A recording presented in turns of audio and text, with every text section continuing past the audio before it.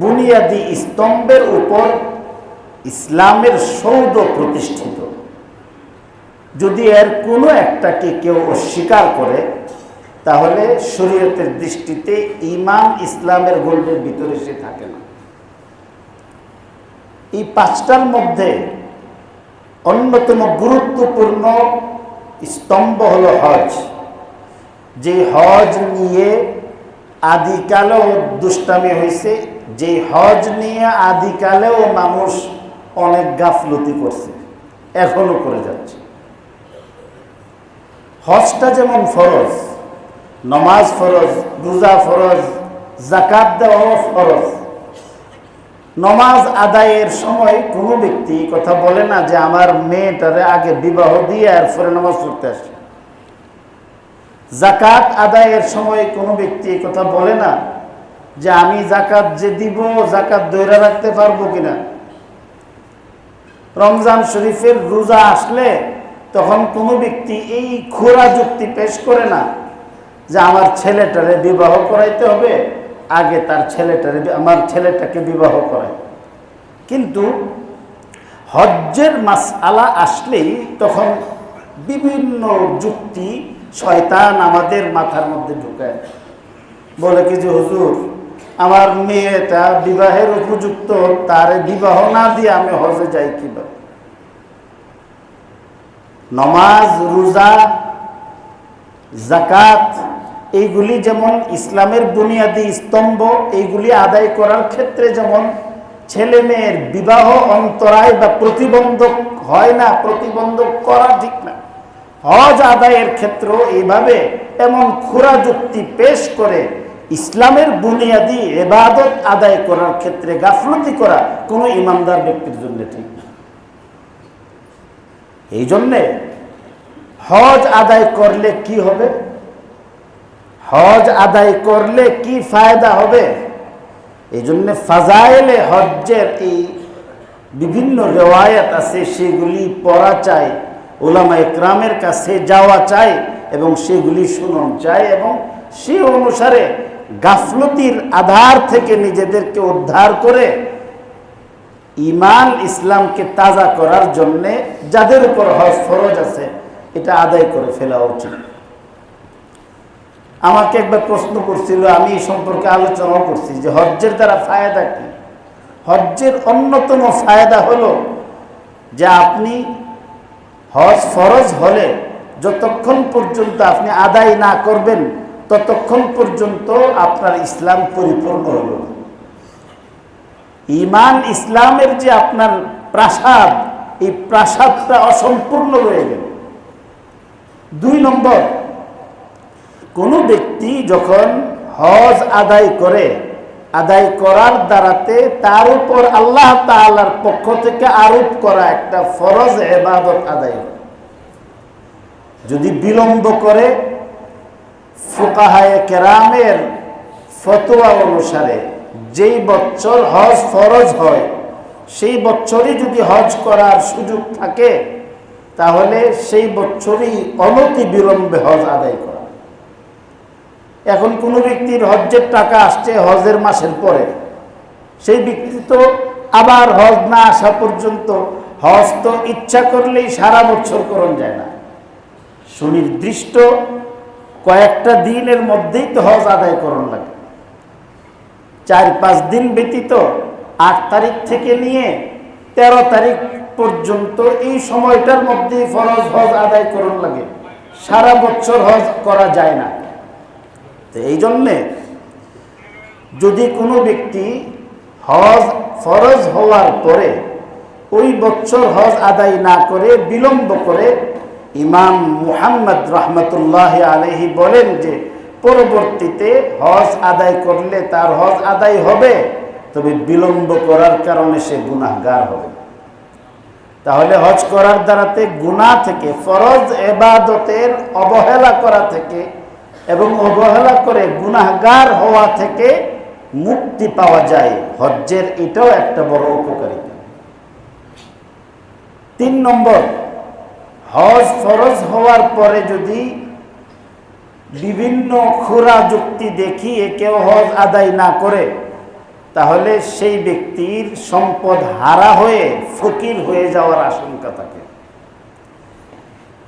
অথচ হজ এমন এক ইবাদত, একবার যদি কোনো ব্যক্তির উপর ফরজ হয়, পরবর্তীতে তার তৌফিক যদি নাও থাকে, তার অবহেলা গাফলতির কারণে আদায় না করে যদি এটাকে পিছায়া থাকে, যদি এটাকে পশ্চাৎবর্তী করে থাকে তার নিজের গাফলতির কারণে, আর পরে যদি সে ফকিরও হয়ে যায়, তার উপর থেকে ফরজ হজ আদায় করার জিম্মাদারি সাকেত হয় না। কিন্তু যাকাতের মাসআলা ভিন্ন। কোনো ব্যক্তি গাফলতি করেও যদি যাকাত আদায় না করে পরে ফকির হয়ে যায়, তাহলে তার উপর থেকে আল্লাহ তাআলা মেহেরবানি করে এটা সাকাত করে দেন। কেন? যাকাত প্রত্যেক বছরই দেওয়ান লাগে। হজ মানুষের প্রত্যেক বছর না, জীবনে একবারই ফরজ হয়। জীবনে আল্লাহ একবার ফরজ করছে, হজ করার জন্য আল্লাহ তোমাকে টাকাও দিছে, আবার তার সঙ্গে সওয়াবের ফজিলত শুনাইছেন, আবার তোমাকে আল্লাহর মেহমান বানাইছেন, তোমার এলাকার প্রতিনিধিত্ব করার সুযোগ দিয়া হজ করাইয়া গুনাহ থেকে মাসুম বানাইয়া আল্লাহর প্রতিনিধি বানাইয়া তোমার বাড়ি পাঠাইছেন। তারপরেও যদি তুমি হজ আদায় না করো, তাহলে তোমার মতো দুর্ভাগ্য আর কেউ হইতে পারে। এই জন্যে হজ ফরজ হয়ে গেলে আদায় না করলে ফকির হয়ে যাওয়ার আশঙ্কা আছে। প্রসঙ্গক্রমে আমি আমার নিজের জিন্দেগির অভিজ্ঞতা বলতে পারি। এমন বহু লোক দেখছি যাদের হজ ফরজ হয়েছিল, সময় মতো আদায় করার সুযোগ ছিল, হজ আদায় করে নাই। এই লোক হজ তো করতেও পারে না এবং শেষে হজে যাওয়ার আর সুযোগ তৌফিকও পায় না। আমার আব্বার কাছে এসে কান্নাকাটি করছেন। আমাদের এলাকার মধ্যে এমন ঘটনা ঘটছে, হজ্জে পয়সা থাকলেই যাওয়া যায় না। ইসাদত বজুরে বাজুনিস, ইসাদত বজুরে বাজুনিস, তানা বখশদ খুদায়ে বখশিন্দা। ইচ্ছা করলে পয়সা আছে, অর্থ আছে, আপনি ইচ্ছা করলে হজ করবেন। হজ এত সহজ জিনিস না। সহজ যদি হইতো তাহলে আল্লাহ হাজিকে হজে যাওয়ার সময় আল্লাহর কাছে হজ সহজ করে দেওয়ার দোয়া শেখাইতো না। এত সহজ না। পয়সাওয়ালা কয়জন হজ করে? গরিবরাই হজ করে বেশি। বড় বড় পয়সাওয়ালা আমি দেখছি, আমার নিজেই দেখছি। কিতাবের ঘটনার তো কোনো প্রয়োজন নাই। হজ করব বিলম্ব করছে, সবকিছু ঠিকঠাক জান নাই, আরেকজনকে পাঠাই দিছে। এরপরে আবার হজ্জের জন্য ঠিক করলেন, যাইবেন এবং যাওয়ার সব প্রস্তুতি ঠিক হয়েছে। বুধ বৃহস্পতিবারে ফ্লাইট। আমাদের অঞ্চল ব্রাহ্মণবাড়িয়া থেকে তিনি রেডি হয়ে প্রস্তুতি নিয়ে ঢাকা আসতেছিলেন, রাস্তায় স্ট্রোক করছেন, ফ্লাইট পিছানো হয়েছে, তিনি আর হজ্জে যাইতে পারেন নাই, মাটির নিচেই গেছে। গতকালকের এই সপ্তাহের ঘটনা, ইন্দোনেশিয়া থেকে হাজির কাফেলা যাইতেছে, ফ্লাইটে ওঠার পরে ফ্লাইটের মধ্যে ইন্তেকাল করছে। এত সহজ না। ওই জায়গাটা, যেই জায়গাটাতে সমস্ত নবীদের কদম পড়ছে, ওই হাজার আসওয়াদ, যে হাজার আসওয়াদে সরকারে দো আলমের চুম্বন করার ফুটের চিহ্ন এখনো রয়ে গেছে। ওই মুলতাজাম, যেই মুলতাজামে হজরতে আদম আলাইহিস সালাম দাঁড়াইয়া দোয়া করছেন, ওই জায়গার মধ্যে, যেখানের মধ্যে সমস্ত আউলিয়ায়ে কেরাম, তারপরে সুফিয়ায়ে কেরাম, গাউস কুতুব আবদালরা তওয়াফ করছে, সাই করছে। ওটা সাধারণ কোনো মজলিস না, যে কেউ ইচ্ছা করলে সেখানে যেতে পারত। এই জন্যে পয়সা থাকলে চলবে না, আল্লাহর কাছে কান্নাকাটি করতে হবে। অপরদিকে আল্লাহ রসুল সাল্লাল্লাহু আলাইহি সাল্লাম হাদিসে ইরশাদ করছেন, মাল্লাম ইয়ামনাহু হাজাতুন যাহিরাতুন আও সুলতানুন জাইরুন আও মারাদুন হাবিসুন যে ব্যক্তির মরণ কোনো ব্যাধিতে আক্রান্ত হলো না, জীবন বিনাশী কোনো রোগও নাই, হজ করার ক্ষেত্রে জালেম কোনো বাদশার বাধাও নাই, নিজের মৌলিক প্রয়োজন পূরণ করার ক্ষেত্রেও কোনো সমস্যা নাই, সব ঠিক আছে।